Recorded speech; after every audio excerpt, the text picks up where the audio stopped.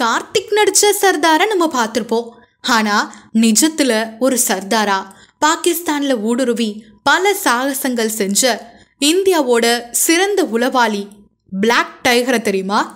இந்தியாவோட உண்மையான சர்தாரா இருந்த பல சாகசங்கள் செஞ்ச பிளாக் டைகர் அப்படின்னு அழைக்கப்படுற ரவீந்திர கௌஷிக் பத்தி தான் இன்னைக்கு நம்ம கண்ணம்மா டைரியில பார்க்க போறோம். ரவீந்திர கௌஷிக் ஒரு ரா ஏஜென்ட்டா தலைமுறைவா இருந்தப்போ அவருக்கு வயசு என்ன தெரியுமா? 23 தான். ராஜஸ்தான்ல ஸ்ரீ கங்கா நகர்ல 11 ஏப்ரல் 1952 பிறந்தவர் தான் நம்ம எல்லாரும் பிளாக் டைகர்னு அழைக்கிற இந்த ரவீந்திர கௌஷிக். கராச்சி யூனிவர்சிட்டியில LLB பட்டம் பெற்றவர்.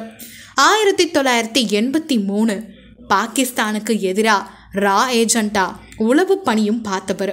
கிட்டத்தட்ட 1979 83 வரையும் தன்னோட பதவியில பல சாகசங்களும் செஞ்சிருக்காரு. உளவாளினா யாருன்னு தெரியும்ல? எந்த ஒரு அங்கீகாரமும் பிரதிபலனும் எதிர்பார்க்காம தன்னோட நாட்டு மேல இருக்கக்கூடிய பற்றுக்காக மட்டுமே பிற நாட்டுல ஊடுருவி நம்ம நாட்டுக்கு எதிராக என்ன சதிகள்லாம் நடக்குது அப்படிங்கிறத தெரிஞ்சுக்கிட்டு பல சாகசங்களை செய்யறவங்களுக்கு பேரு தான் உளவாளி. ரவீந்திர கௌஷிக்கு எப்படி உளவாளி ஆகக்கூடிய ஒரு வாய்ப்பு கிடைச்சது அப்படின்னு எல்லாருக்குமே ஒரு குவெஸ்டின் இருக்கலாம். ஏன்னா ரவீந்திர கௌஷிக் தன்னுடைய நாடகத்துறையில ரொம்பவே பிரசித்தி பெற்றவர். ரொம்ப சூப்பராக நடிக்கவும் செஞ்சார். இவருடைய நாடக திறமையை தான் ரா ஏஜென்ட் பார்த்துட்டு இவருக்கு ஒரு பணி கொடுக்கலாம் அப்படின்னு நினச்சாங்க. அப்படிதான் இவர் உளவாளியாக மாறினார். உத்தரப்பிரதேசம் லக்னோவில் இருக்கக்கூடிய தேசிய அளவிலான நாடக கூட்டத்தில் கௌஷிக் தன்னுடைய திறமையை வெளிப்படுத்தினார். இது ரா பிரிவோட அதிகாரிகளை பலரையும் கவர்ந்துச்சு. அதுக்கப்புறமா தான் பாகிஸ்தானில் இருக்கக்கூடிய ஒரு ரகசிய ஆப்ரேட்டிவ் வேலை வாய்ப்பு கொடுக்க முன் வந்திருக்காங்க. ரா ஏஜென்ட்டா செலக்ட் ஆன ரவீந்திர கௌஷிக்கு டெல்லியில் 2 ஆண்டுகளுக்கு மேலே பயிற்சி கொடுக்கப்பட்டுச்சு. பாகிஸ்தானுக்கு போகிறதுனால முஸ்லிம் மத கல்வி, உருது, பாகிஸ்தான் பற்றின எல்லா செய்திகளையும் தெரிஞ்சுக்கிட்ட பிறகுதான் பாகிஸ்தானுக்கு செல்ல அனுமதிக்கப்பட்டிருக்காரு ரவீந்திர கௌஷிக். நபி அகமது ஷகீர் அப்படிங்கிற பேரில் தான் 1975 பாகிஸ்தானுக்குள்ளே நுழைஞ்சு LLB பட்டத்தையும் முடித்தார். பாகிஸ்தான் இராணுவத்தில் அதிகாரியாகவும் சேர்ந்தார். அதிகாரியாக சேர்ந்த ரவீந்திர கௌஷிக் தன்னுடைய திறமையினால் மேஜர் பதவிக்கு உயர்வும் பெற்றார். இராணுவ பிரிவு ஒன்றில் தையல்காரர் மகளான அமானத் அப்படிங்கிற ஒரு உள்ளூர் பெண்ணை கல்யாணமும் செஞ்சுக்கிட்டாரு. அந்த ஊரில் இருந்துக்கிட்டே 1979 1983 வரையும் அதிகாரியாக பணிபுரிஞ்சப்ப எல்லா ரகசிய தகவல்களையும் ரா ஏஜென்ட்டா தன்னோட நாட்டுக்கு அனுப்புனாரு. அப்போ உள்துறை அமைச்சராக இருந்த SB சவானால பிளாக் டைகர் அப்படிங்கிற ஒரு பட்டம் இவருக்கு வழங்கப்பட்டுச்சு. செப்டம்பர் 1983 ரா ஏஜென்ட்டா கௌஷிக்கிட்ட தொடர்பு கொள்ள இனயத் மசீக் அப்படின்னு சொல்லப்படுற செயலாளரை அனுப்புனாங்க.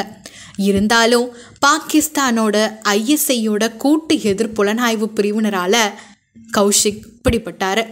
அது மட்டும் இல்லாமல் கௌஷிக் தன்னோட அடையாளத்தை வெளிப்படுத்தினார். அதுக்கப்புறமா கௌஷிக் கைது செய்யப்பட்டு சியால்கோட்டில் இருக்கக்கூடிய ஒரு விசாரணை மையத்தில் 2 ஆண்டுகள் பல சித்திரவதைக்கு உட்கொள்ளப்பட்டிருக்காரு. 1985 அவருக்கு மரண தண்டனை வழங்கப்பட்டுச்சு. ஆனால் அந்த தண்டனையை பாகிஸ்தான் உச்ச நீதிமன்றம் ஆயுள் தண்டனையாக மாற்றினுச்சு.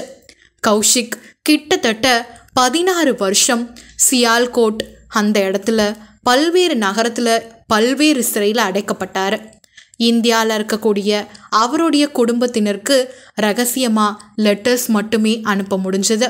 அவருடைய மோசமான உடல்நிலை பாகிஸ்தான் சிறையில் அவர் எதிர்கொள்ள அதிர்ச்சியையும் வெளிப்படுத்தியது. நவம்பர் 2001 நுரையீரல் காசநோய், இதய நோயால் பாதிக்கப்பட்டு பாகிஸ்தானில் இருக்கக்கூடிய மியான்வாலியில் இருக்கக்கூடிய மத்திய சிறையில் இறந்து போனார் ரவீந்திர கௌஷிக். ரவீந்திராவோட குடும்பத்தினரோட கூற்றுப்படி இந்திய அரசாங்கம் அவரை அங்கீகரிக்க மறுத்து விட்டதா அவருக்கு உதவ எந்த முயற்சியும் எடுக்கலை அப்படின்னு சொல்லப்படுது.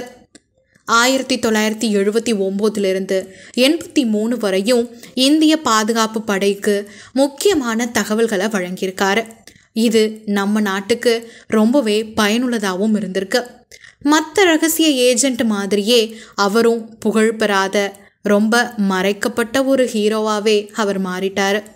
ஆனாலும் பல விடுதலை மனுக்கள் பயனற்றதா இருந்துச்சு. அவருடைய குடும்பத்துக்கு மாதாந்திர உதவி தொகையா 500 ரூபாய் வழங்கப்பட்டுச்சு. அவர் இறந்து பல வருஷத்துக்கு அப்புறமா 2021 கர்நாடக அரசு அவருடைய பெயர்ல ஒரு மின் நூலகத்தை திறந்துச்சு. இருந்தாலும் பிளாக் டைகர் யாருக்கும் தெரியாத ஒரு ஹீரோவா இப்போ வரையும் வாழ்ந்துட்டு தான் இருக்காரு.